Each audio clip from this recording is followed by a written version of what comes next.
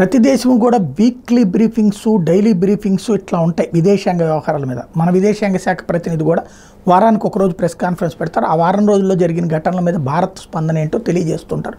భారత ప్రభుత్వం తరపున అధికారికంగా ఉంటుంది. ఇదివరకు బాగ్చి అనేటువంటి ఆయన చేసేవాళ్ళు, ఇప్పుడు వేరే వాళ్ళని పెట్టుకొచ్చారు.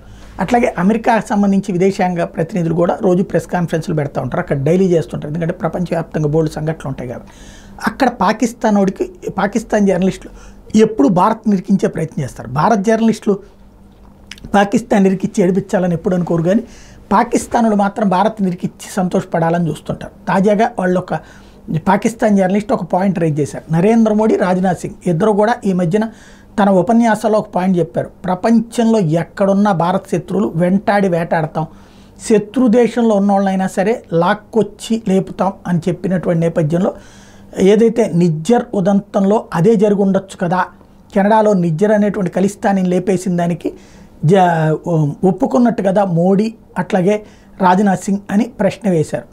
మేము ఆ దేశంలో జరిగినటువంటి పరిణామాల విషయంలో జోక్యం చేసుకోదలుచుకోలేదు, ఆ దేశపు రాజకీయ ఉపన్యాసాలని మేము ఇన్వాల్వ్ కాదలుచుకోలేదు, దాని మీద మేము స్పందించదలుచుకోలేదు అని అమెరికా చెప్పడం ద్వారా పాకిస్తాన్ జర్నలిస్ట్ కోరుకున్నది రాలా.